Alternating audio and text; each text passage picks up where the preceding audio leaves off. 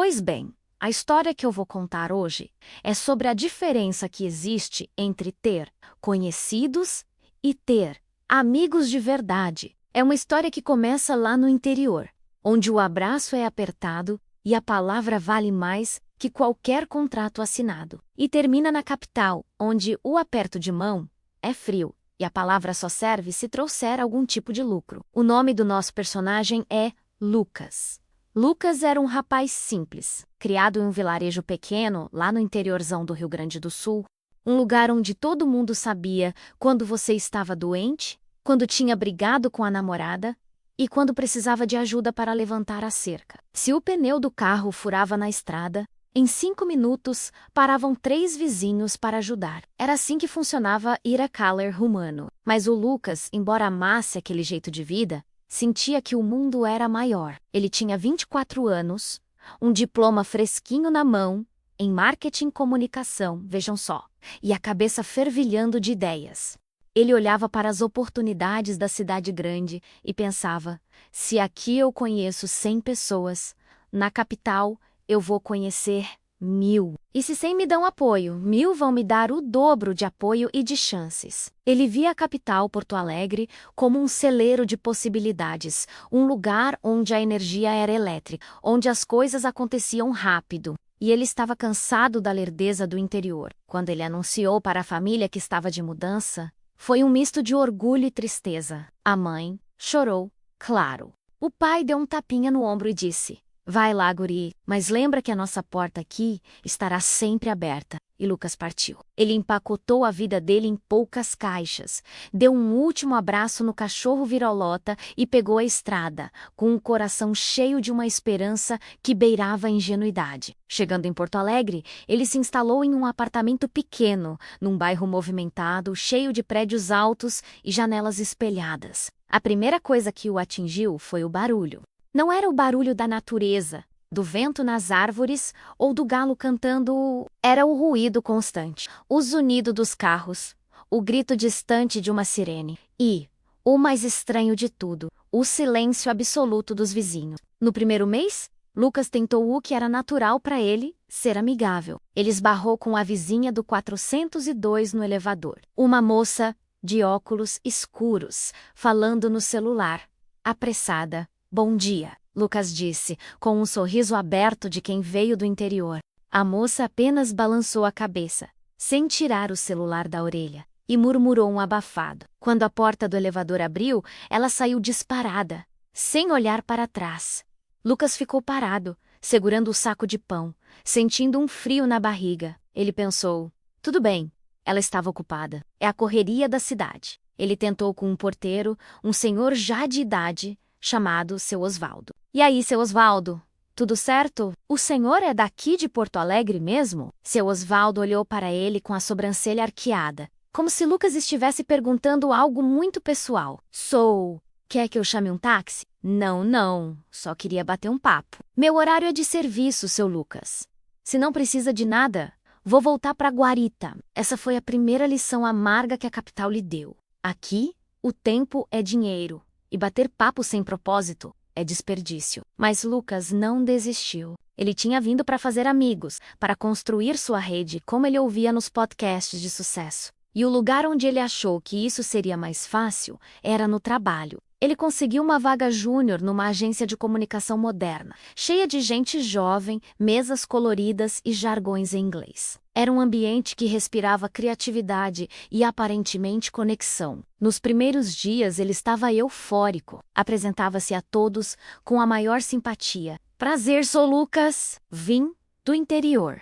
Tô me adaptando. O que você faz aqui? As respostas eram sempre as mesmas, ditas com uma pressa profissional. Prazer. Sue, a Renata, asterisk, Key Account Manager, asterisk. A gente tem que networkear em algum momento, depois te adiciono no LinkedIn.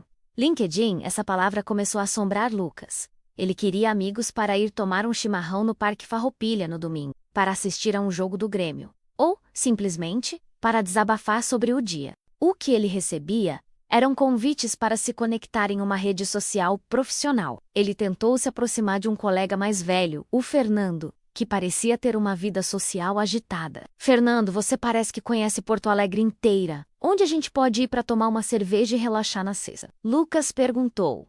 Animado, Fernando tirou os fones de ouvido e olhou para Lucas como se estivesse avaliando um projeto. Cerveja. Cara, na sexta, eu tenho um happy hour de networking com o pessoal da área de TI. É crucial para fechar aquela parceria com a Vezes Startup, de Caxias. Se você quiser ir, pode vir, mas tem que estar alinhado com o objetivo, entende? Não é para farra, é para Vezes conexão de valor. Lucas sentiu o estômago embrulhar.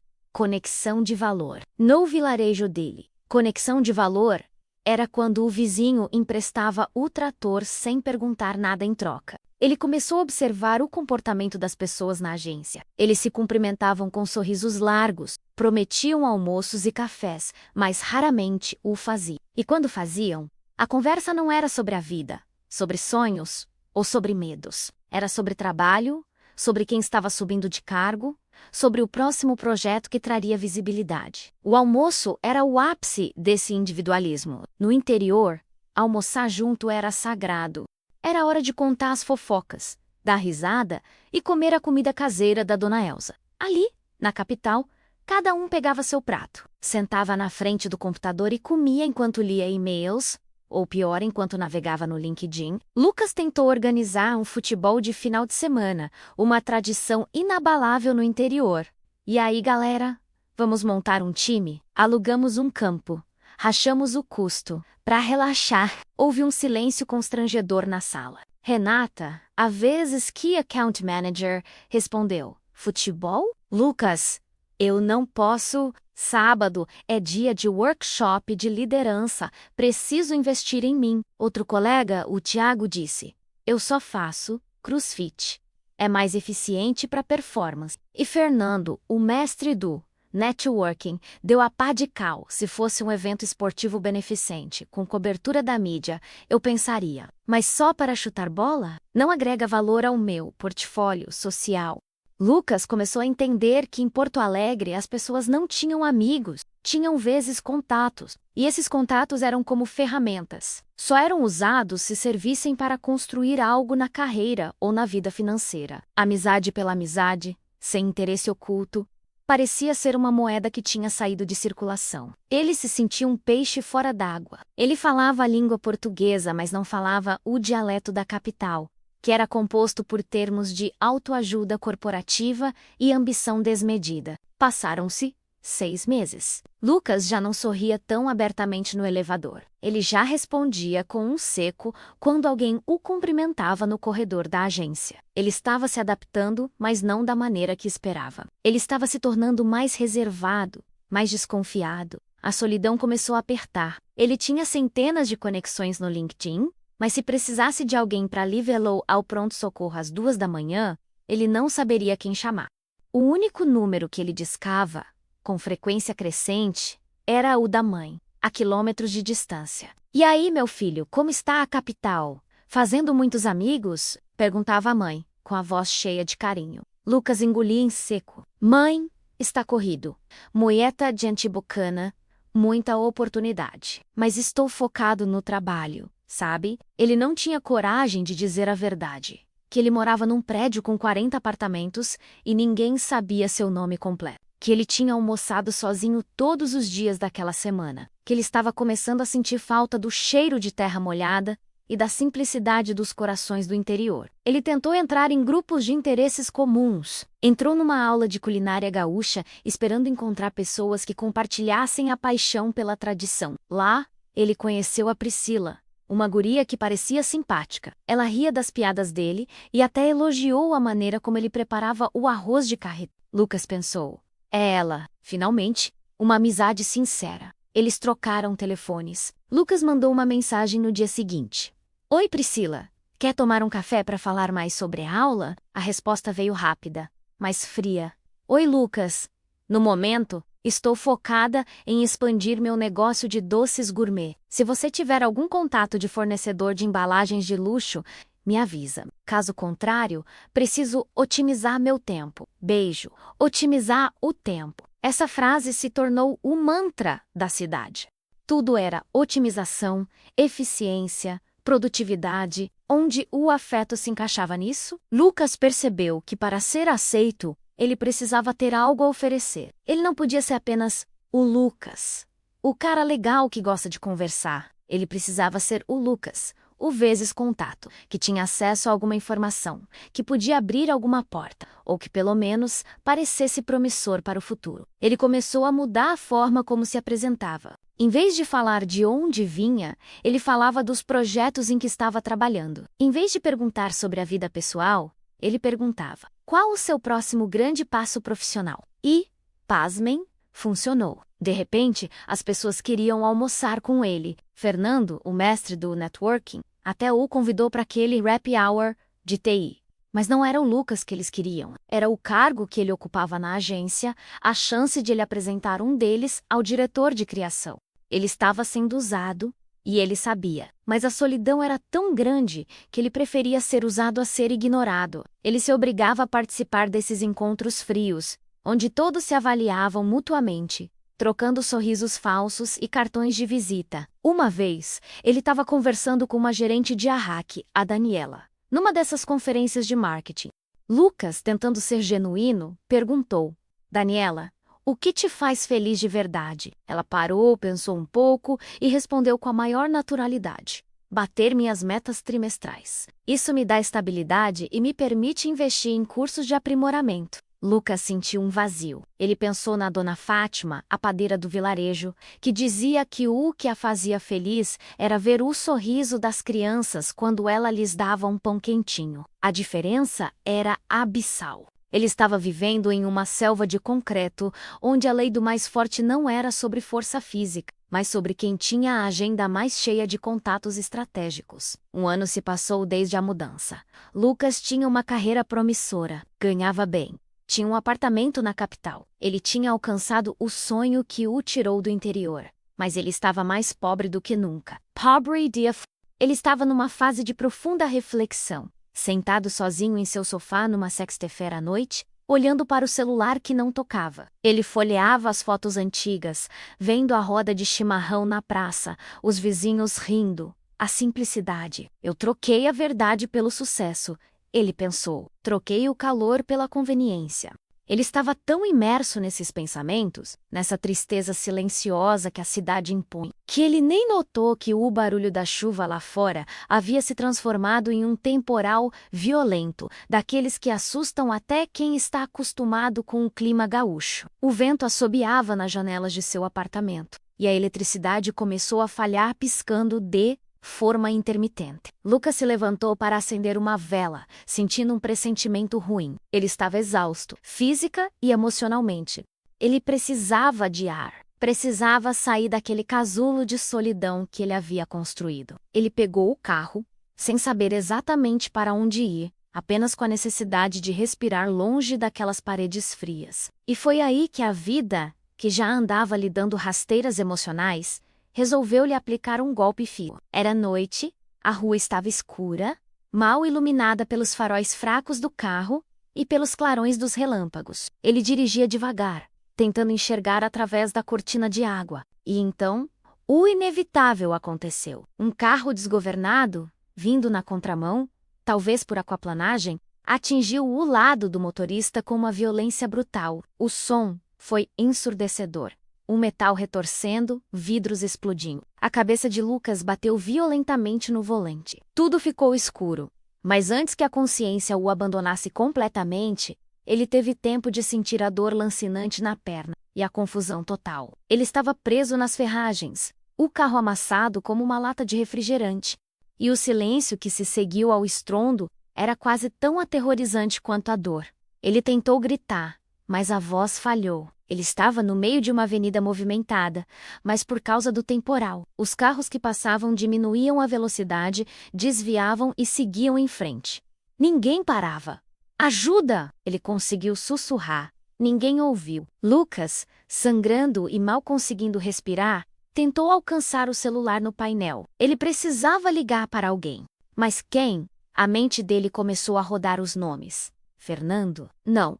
Ele estaria no happy hour de networking. Renata, ela estava focada no workshop de liderança. Ele não tinha um amigo de verdade na cidade. Ele tinha uma lista de contatos que não se importariam se ele vivesse ou morresse, desde que isso não atrapalhasse a agenda deles. Os minutos se arrastavam como horas. A dor era excruciante. Finalmente, ele conseguiu pegar o celular. Com os dedos trêmulos, ele desbloqueou a tela. Ele não discou 192. Ele foi direto para a lista de contatos. E ali, sob o nome Mãe, estava a única pessoa que se importaria de verdade. Mas ele não conseguiu ligar. A bateria estava fraca. E antes que pudesse discar, ele desmaiou. A última coisa que Lucas pensou, enquanto a escuridão o engolia, foi no contraste. Se isso tivesse acontecido na estrada do vilarejo dele, a Dona Fátima, o seu Osvaldo, o outro, o amigo do pai dele, e mais uma dúzia de vizinhos estariam ali, enfrentando a chuva, quebrando o vidro para tirá-lo, sem se importar com vezes networking ou otimização de tempo. Na capital, ele era apenas mais um acidente na chuva. Quando Lucas acordou, estava numa maca dura, sob luzes brancas e frias. Ele estava no pronto-socorro. Havia um médico e uma enfermeira ao lado dele, falando sobre fraturas e cirurgia. "Quem o senhor quer que liguemos?" perguntou a enfermeira, segurando uma prancheta. "Precisamos de um contato de emergência." Lucas tentou falar, mas a boca estava seca. "Seus documentos indicam que mora no Residencial Primavera. Chamamos a administração do prédio. Eles disseram que não sabiam quem o senhor era. Além do nome na ficha de locação, ninguém do prédio soube nos dar um telefone de familiar ou amigo." Aquelas palavras atingiram Lucas mais forte do que o acidente. Os vizinhos do seu andar, que ele via todos os dias, não sabiam quem ele era. Ele era um fantasma no 503. Ele finalmente conseguiu falar. A voz rouca. "Liga. Liga para o DDG, direta à distância 51. É o número da minha mãe." A enfermeira anotou o número, mas a lição já estava dada. Lucas, o rapaz que veio para a capital buscar amigos e conexões, jazia em uma cama de hospital, sozinho. E a única rede que ele tinha era a que ele havia deixado para trás, a quilômetros de distância, no calor do interior. Ele percebeu que havia trocado o ouro da amizade pelo brilho falso do networking. E o preço dessa troca era sua solidão e a sua dor. A capital lhe havia ensinado uma lição. E ela estava sendo escrita em seu corpo com dor e em sua alma com um vazio profundo. Era só o começo do seu calvário, e ele sabia que teria que enfrentar a recuperação totalmente sozinho. Ou será que ele estava prestes a descobrir que, mesmo à distância, o amor verdadeiro do interior ainda podia alcançar e confrontar a frieza da metrópole. A ligação chegou no vilarejo como um raio em céu azul. Dona Lúcia, a mãe do Lucas, estava justamente colocando o feijão de molho, pensando no filho, na correria que ele vivia na capital. O celular, que ela só usava para falar com a família, tocou. Era um número desconhecido, um prefixo de Porto Alegre. "Alô?" Ela atendeu, o coração já apertado. Do outro lado, a voz formal da enfermeira, profissional e direta, sem tempo para rodeios. "A senhora é responsável por Lucas dos Santos? Ele sofreu um acidente grave. Precisa vir imediatamente." O mundo de Dona Lúcia desabou. Ela soltou o celular e o feijão, e o barulho da queda ecoou na cozinha. Seu Pedro, o pai, que estava na varanda lendo o jornal, correu. Ele não precisou de palavras. Viu o rosto pálido da esposa e o desespero nos olhos dela. A notícia se espalhou na velocidade de um incêndio em palha seca. Em menos de uma hora, a casa deles estava cheia. Não de curiosos, mas de gente com propósito. O seu Osvaldo, o amigo do pai, não era o porteiro frio da capital. Era o líder comunitário que resolvia. Ele chegou, deu um abraço apertado no seu Pedro e perguntou: "De quanto precisa para gasolina e para ficar lá uma semana?" "Não se preocupe, a gente dá um jeito." A Dona Fátima, a padeira, não trouxe só orações. Ela trouxe um pote de bolacha caseira, um bolo e um envelope. "O Lucas é quase meu filho. Isso aqui é para pagar o café do hospital," ela disse, colocando o dinheiro na mão de Dona Lúcia. O vizinho, o Tiago, não o Tiago do CrossFit, mas o Tiago que consertava trator, se ofereceu para dirigir a noite toda. Ele disse: "Seu Pedro, o senhor e Dona Lúcia vão no banco de trás, descansando. Eu levo vocês lá." Era a rede de verdade em ação. Não era vezes networking, era amor. Sem contrato, sem expectativa de retorno, sem otimização de tempo. Era simplesmente: você está em apuros, eu estou aqui. A viagem foi de agonia e oração. Chegaram em Porto Alegre ao amanhecer, a cidade já fervilhando na sua pressa habitual. O contraste entre a tranquilidade do interior e o caos da capital era violento. Quando entraram no hospital, o cheiro de álcool e desinfetante era sufocante. Encontraram Lucas numa ala de recuperação pós-cirúrgica. Ele estava pálido, com a perna direita imobilizada e a cabeça enfaixada. Dona Lúcia correu e segurou a mão do filho, chorando silenciosamente. Seu Pedro ficou parado na porta, o homem forte do interior, com um nó na garganta. Lucas abriu os olhos e viu o rosto da mãe, e sentiu o calor daquela mão que o criou. Foi a primeira vez em um ano que ele se sentiu seguro, mãe. A voz dele era um sussurro dolorido. Calma, meu filho, a gente tá aqui. Não se preocupe com nada. Seu Pedro se aproximou da cama. Ele não disse eu te avisei. Ele disse: o guri é forte. Vai sair dessa. A primeira semana foi um inferno de dor física para Lucas. Mas a dor emocional era a que mais corroía. Enquanto Dona Lúcia passava horas ao lado dele, limpando, conversando baixinho, e seu Pedro ia e voltava, resolvendo burocracias do hospital e do carro destruído, Lucas teve tempo para pensar. Pensar e, finalmente, testar a ilusão que ele havia construído. Ele estava com um celular na mão, engessado, mas com acesso à sua rede de valor. Decidiu começar pelo Fernando, o guru do networking. Lucas mandou uma mensagem simples. Fernando, sofri um acidente grave de carro. Estou no hospital, fratura na perna e trauma na cabeça. Não sei quando volto a trabalhar. Ele esperou, ansioso. No vilarejo, essa notícia pararia a colheita por um dia. A resposta de Fernando veio 3 horas depois, enquanto ele provavelmente estava conectando em algum almoço caro. Puxa, Lucas, que barra! Lamento muito mesmo, melhoras. Mas olha só, eu estou fechando aquele deal com a Caxias. Você consegue me mandar a planilha de prospects que você estava atualizando? É urgente. Se não dar, me diz onde você salvou. Força aí, força aí. E a planilha. O estômago de Lucas revirou. Ele não era um amigo. Ele era um recurso, um banco de dados quebrado. Tentou a Renata, a vezes Key Account Manager. Renata, estou fora de combate. Acidente. A resposta dela veio com um emoji de mãozinhas em oração. Mas logo em seguida, que horror, Lucas. Tira uma foto do atestado e me manda, por favor. O Ahá precisa para justificar sua ausência no sistema. E vê se consegue avisar o diretor sobre o status da campanha X. Não podemos deixar a peteca cair. O mercado não espera. O mercado não espera. A vida de um colega de trabalho que quase morreu era um inconveniente logístico. Lucas sentiu um frio glacial percorrer a espinha. Ele tinha investido um ano inteiro em construir essas conexões. Ele tinha gasto tempo, energia e até dinheiro em jantares e happy hours para agradar essa gente, para se sentir parte daquele mundo que respirava sucesso. E na hora do aperto, eles só viam a ausência dele como um buraco na produtividade. Ninguém da agência ligou para perguntar se ele precisava de algo pessoal, uma roupa, um livro, uma ajuda para tirar o carro do guincho. Ninguém apareceu no hospital. Seu Pedro, observando a quietude do filho, percebeu que algo estava errado além das fraturas. Que foi, guri? Tá muito quieto. Tá sentindo dor? Lucas entregou o celular para o pai, sem dizer uma palavra. Seu Pedro leu as mensagens. Leu o força aí, mas manda a planilha. Leu o pedido do atestado e do status da campanha. O rosto de seu Pedro, geralmente calmo e bronzeado pelo sol do interior, se fechou numa expressão de profunda tristeza e raiva contida.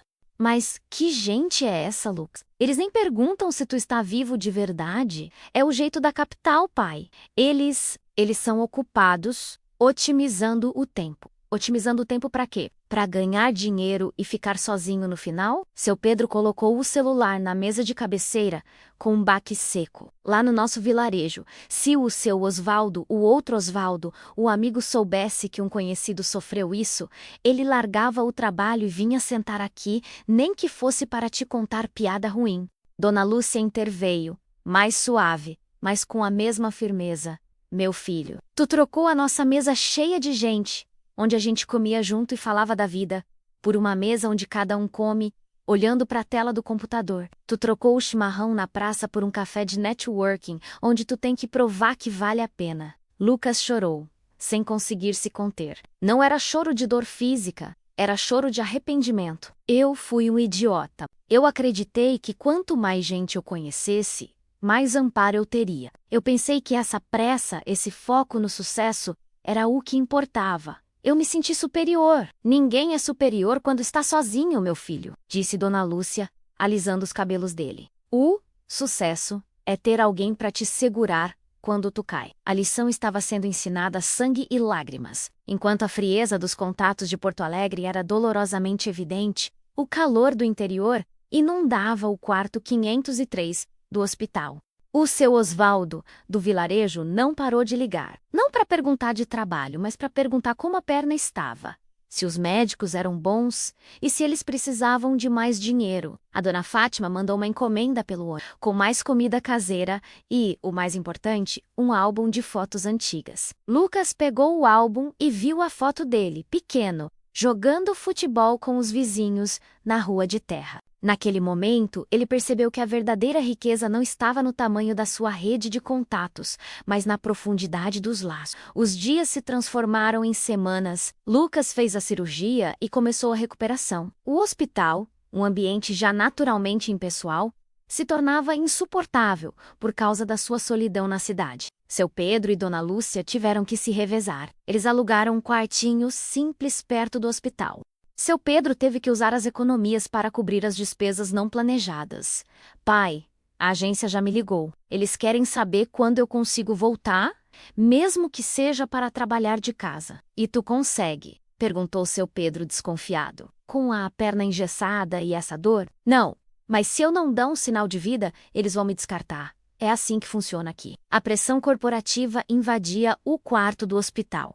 A agência, que se dizia família, não mandou uma flor, mas cobrava relatórios. Um dia, a colega Daniela, aquela gerente de RH que só falava em metas, ligou para Lucas. Ele atendeu, pensando que talvez, finalmente, ela fosse demonstrar alguma empatia. Lucas, tudo bem. Olha só, o RH está com pepino. A sua ausência está impactando o headcount do time. Nós precisamos de uma previsão realista de retorno. Se você não puder voltar em, digamos, um mês, talvez tenhamos que considerar outras alternativas. A voz dela era polida, mas a ameaça era clara. Ou você é produtivo, mesmo no leito de dor, ou você é descartável. Lucas sentiu um calafrio. Ele havia trocado a segurança do afeto pela insegurança da performance. No interior, se ele estivesse doente, a comunidade cuidaria do seu trabalho até ele se recuperar. Na capital, a doença era uma falha de mercado. Daniela, eu sofri uma fratura exposta. Eu não tenho previsão. Minha prioridade é minha saúde. Entenda, Lucas. Mas entenda o lado da empresa. É o mercado. Precisamos de agilidade. De qualquer forma, me mantenha informada. Ele desligou o telefone e jogou na cama. Seu Pedro observava a cena, com um semblante sério. Agilidade? O mercado? Essa gente não tem alma, meu filho. Eles têm metas, pai. E tu trocou tua alma por essas metas. A conversa que se seguiu foi a mais dura que Lucas teve com o pai. Seu Pedro, com a sabedoria simples do homem do campo, confrontou o filho sobre a ingenuidade da sua busca. Tu veio pra cá achando que Porto Alegre era feita de 1000 amigos. Mas essa cidade é feita de 1000 espelhos. Todo mundo só olha para si mesmo. Tu tava tentando ser um espelho para eles, mostrando o que tu podia dar. Eu só queria me encaixar, pai. Encaixar onde? Numa máquina de moer gente. O teu lugar é onde teu nome é falado com carinho, não onde teu nome é só um código de acesso no sistema. Lucas começou a entender que a doença dele era dupla. Uma física, causada pelo acidente, e uma moral, causada pela ambição vazia. Ele precisava de uma desintoxicação da mentalidade da capital. Ele passou a evitar as redes sociais. O LinkedIn era um campo minado de falsidade. Todos postando sobre seus sucessos, seus insights e suas viagens. Enquanto ele estava ali, quebrado, e ninguém se importava. A única comunicação que lhe trazia conforto era com o vilarejo. Uma vez, o Oswaldo do interior ligou para falar que ele e o seu Pedro tinham combinado que iriam cuidar da pequena plantação de milho que Lucas tinha deixado no terreno dos pais para que a família não tivesse prejuízo. Isso era, às vezes, conexão de valor. Isso era amizade. Quando o médico deu alta, a situação era complexa. Lucas precisava de fisioterapia intensiva e cuidados constantes. Ele não podia morar sozinho no apartamento do 503, subindo e descendo escadas com muletas, sem ninguém para ajudá-lo. Seu Pedro e Dona Lúcia tomaram a decisão sem pestanejar. Tu vai ficar com a gente, Lucas. Vamos voltar para casa. Lucas hesitou. A ideia de voltar para o interior era ao mesmo tempo um alívio imenso e uma derrota humilhante. Ele tinha saído de lá com a promessa de conquistar a capital. Voltar assim, quebrado, parecia admitir o fracasso. Mas e meu trabalho, mãe? E meu apartamento? O trabalho, se eles te valorizassem, te esperariam. Se te descartarem, é porque não valia a pena. E o apartamento? A gente dá um jeito de entregar. O que importa é tu ficar bom, perto de quem te ama de verdade. A decisão foi tomada. Lucas ligou para a imobiliária, cancelou o aluguel e começou a empacotar o que restava da sua vida em Porto Alegre. Ele ligou para Fernando para avisar que estava deixando a cidade. Vou voltar para o interior, Fernando. Meu acidente foi mais grave do que pensei. Fernando, que estava no meio de uma ligação profissional, respondeu apressado. Que pena, Lucas, mas é bom que você priorize a saúde. Quando estiver melhor, me adiciona de novo no LinkedIn, para a gente manter o contato. Vai que surge uma oportunidade remota, né? Boa sorte na recuperação. E foi isso, o adeus da capital. Uma promessa de conexão virtual, vazia e condicionada a futuras oportunidades. No dia da mudança,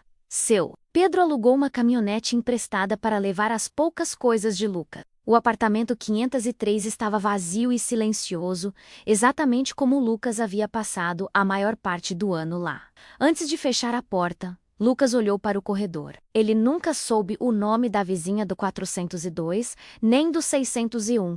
Seu Oswaldo, o porteiro, apenas disse: "Tudo de bom, seu Lucas. A chave fica na guarita." Sem emoção, sem curiosidade. O contraste era gritante.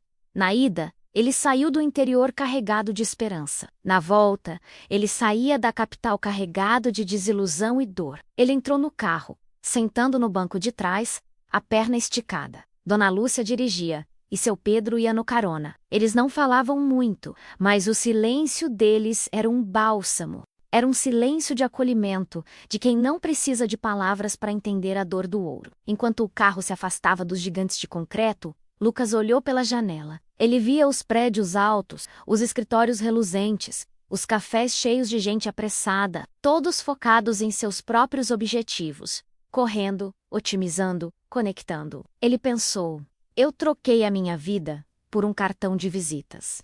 O asfalto da BR 290, que levava para longe da metrópole, parecia levar Lucas de volta a si mesmo. A recuperação seria lenta, mas ele não estaria sozinho. Ele teria a Dona Lúcia para cuidar dele, o seu Pedro para dar o suporte, e todo um vilarejo que o esperava não por causa do seu currículo, mas por causa de quem ele era. Lucas estava quebrado, mas pela primeira vez em um ano, ele estava no caminho da cura real. A capital havia quebrado seu corpo para consertar sua alma. Ele sabia que a volta seria difícil. Ele teria que enfrentar a vergonha de ter voltado derrotado, o olhar de quem o tinha avisado, mas ele estava pronto para essa batalha, pois agora ele tinha a arma mais poderosa que existe, a certeza de quem são seus verdadeiros amigos. Ele estava voltando para o lugar onde a vida era mais lenta, mas os corações eram mais rápidos em responder ao chamado de ajuda. Ele estava voltando para casa, onde o amor não era uma ferramenta, mas um fundamento. A estrada era longa, e a paisagem começava a mudar, o concreto dando lugar ao verde. Lucas fechou os olhos e sentiu o cheiro de terra que vinha da janela. Ele tinha muito que aprender sobre a simplicidade que ele havia desprezado. O seu calvário na capital tinha acabado, mas a sua reeducação no interior estava apenas começando. Ele precisava de um novo plano, um que não envolvesse networking, mas reconstrução. E ele sabia que desta vez, ele não erraria o caminho. A caminhonete seguiu viagem, e a cada quilômetro que Lucas se afastava da fumaça cinza de Porto Alegre, mais ele sentia o ar entrar nos pulmões, um ar limpo que parecia lavar a sujeira da alma. Ele vinha para casa quebrado, mas pela primeira vez em um ano, ele vinha inteiro de propósito. Quando a caminhonete finalmente dobrou a última curva e a placa Bem-vindos ao vilarejo de São Tomé apareceu, Lucas sentiu o coração bater forte, misturando alívio e uma vergonha que queimava.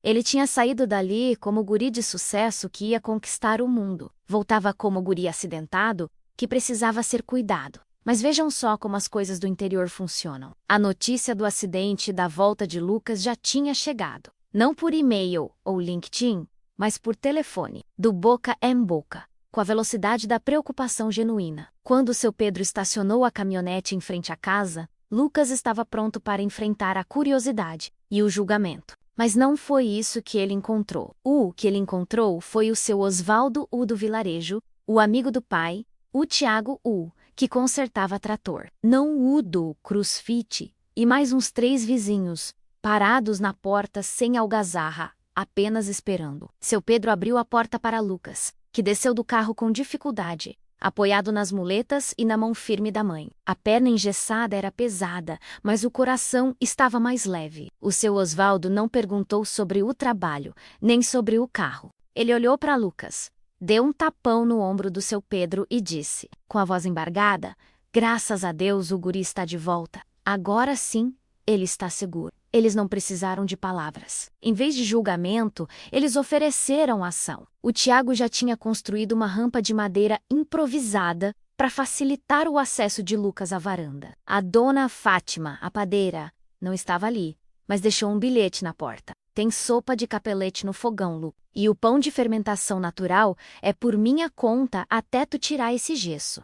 Lucas sentou na poltrona da sala, exausto, e olhou para o pai. "Pai, eles não perguntaram nada." "E por que perguntariam?" Seu Pedro sorriu, um sorriso cansado, mas caloroso. "Eles já sabem o que importa. Eles sabem que tu está em casa e precisa de ajuda. O resto é fofoca que a gente deixa para depois." Na capital, a falta de contato era o sinal do individualismo. No vilarejo, a presença silenciosa era o sinal da conexão. Os primeiros meses foram difíceis. A fisioterapia era dolorosa e a frustração de depender dos pais era grande. Mas Lucas tinha uma rede de apoio que valia mais que todos os cartões de visita do mundo. Dona Lúcia preparava comida na hora certa, ajudava-o a tomar banho. Seu Pedro, que tinha que trabalhar na roça, fazia questão de almoçar em casa para dar um abraço no filho. Os vizinhos se revezavam para Levelou, a cidade vizinha, para sessões de físio.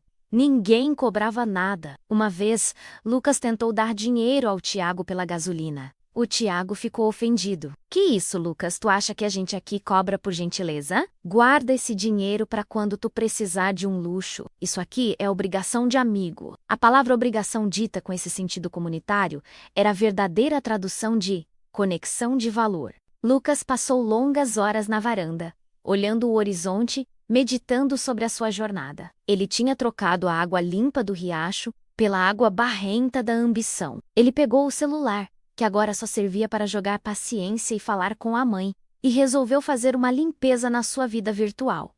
Abriu o LinkedIn. Lá estava Fernando, postando sobre um novo prêmio de liderança inovadora que a agência tinha ganhado. Renata, postando uma foto em um workshop de alta performance.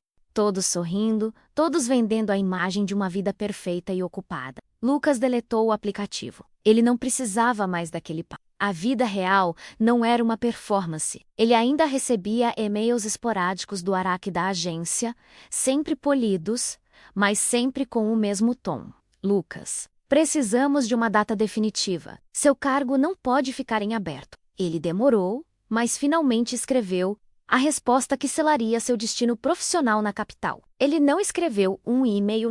Ele ligou para Daniela E. Jarent Tuares. "Daniela, sou Lucas." "Lucas, que bom que ligou. Você tem alguma novidade para nós?" A voz dela era a mesma, apressada e fria. "Tenho, Daniela. Eu não vou voltar." Houve um silêncio. Um silêncio que na capital significava tempo desperdiçado, Não vai voltar? Lucas, você tem certeza? Você tem um potencial enorme, mas o mercado não me esperou quando eu estava quase morrendo, Daniela. E eu descobri que o meu potencial é melhor usado onde ele é valorizado. Eu tô em casa, entendo. Bem, é uma pena. Vamos iniciar o processo de desligamento. Precisamos de agilidade. Pode ser ágil, Daniela. Eu já aprendi a lição sobre agilidade. Lucas desligou o telefone e respirou fundo. Era o fim. Ele tinha fechado a porta para o emprego dos sonhos, para o salário alto, para o status que ele tanto buscava. E ele sentiu um alívio enorme. Aquele peso, a obrigação de estar sempre se vendendo, tinha sumido. Agora, ele estava desempregado, engessado, mas livre. Com o tempo, a perna começou a melhorar. E ele começou a usar sua mente. O seu diploma de marketing e comunicação, mas com um novo propósito. Ele percebeu que o vilarejo de São Tomé tinha um problema: a falta de visibilidade.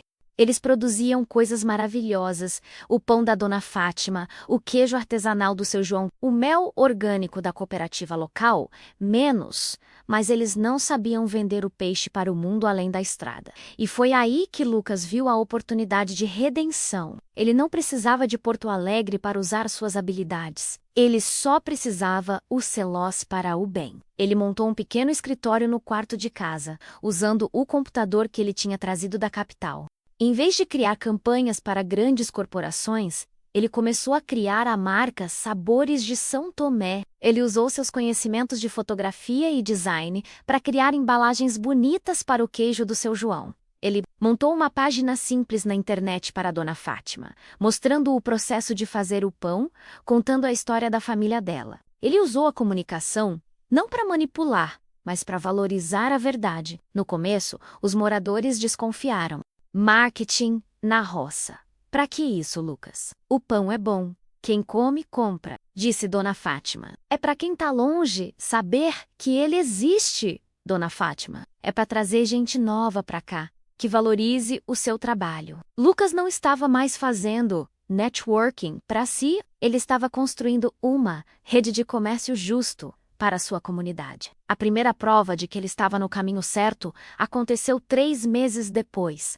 Lucas havia organizado uma pequena feira de produtores locais na praça principal, usando suas habilidades digitais para divulgar o evento para as cidades vizinhas. No sábado da feira, o movimento foi um sucesso. As pessoas vieram de longe, atraídas pelas fotos bonitas dos produtos e pelas histórias sinceras que Lucas tinha contado na internet. O seu João vendeu todo o seu estoque de queijo antes do meio-dia. A fila para o pão da Dona Fátima dava a volta na praça. Lucas estava sentado em uma cadeira de plástico, ainda com um pouco de dificuldade na perna, mas observando o movimento. Ele viu o sorriso genuíno de seu João, a felicidade de Dona Fátima, que não era sobre bater meta, mas sobre ter o trabalho reconhecido. Nesse momento, o seu Pedro se aproximou, trazendo um copo de limonada. E aí, meu filho, tá feliz com o resultado? Tô, pai, mas não é o dinheiro, é ver que essa gente tá feliz. Seu Pedro deu um tapinha carinhoso no ombro dele.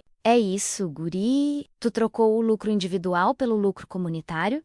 E tu tá muito mais rico agora. Lucas finalmente entendeu, em Porto Alegre, ele tinha perseguido o sucesso que era medido em números frios e títulos vazios. Ele tinha buscado amigos que eram apenas degraus na escada da ambição. Aqui, em São Tomé, o sucesso era medido em sorrisos, em solidariedade. E na certeza de que se o pneu do carro furasse, ele teria não apenas a ajuda, mas o abraço apertado de quem se importa. Um dia, Lucas recebeu uma notificação no celular. Era uma mensagem no WhatsApp. Um número desconhecido de Porto Alegre. Lucas, sou o Fernando. Soube que você está fazendo uns projetos digitais aí no interior.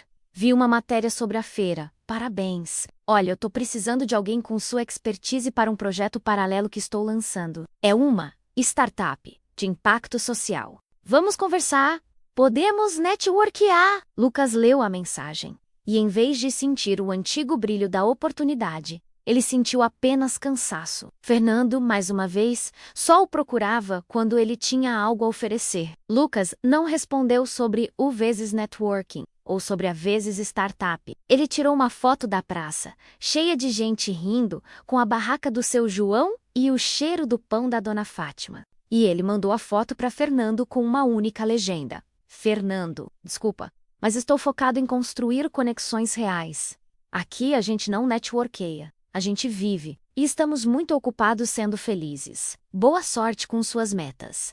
Ele bloqueou o número, sem remorso. A lição amarga da capital tinha sido necessária. Lucas precisou ser quebrado pelo individualismo da metrópole para entender a força inquebrável da comunidade. Ele tinha voltado para casa com o corpo em pedaços e o coração desiludido, mas encontrou o caminho de volta. Ele não era mais o guri que fracassou na capital. Ele era o Lucas, o profissional que usou a sabedoria do mundo grande para valorizar o mundo pequeno. E assim, minha gente, Lucas nunca mais buscou a frieza dos arranha-céus. Ele encontrou seu lugar na terra vermelha do interior, onde o abraço é apertado, a palavra é sincera. E o maior sucesso que se pode ter na vida não é o tamanho do seu saldo bancário ou da sua lista de contatos, mas o número de pessoas que parariam tudo para te ajudar a levantar. Ele tinha trocado a ilusão de ter 1000 conhecidos pela riqueza de ter poucas, mas sinceras, amizades. E isso,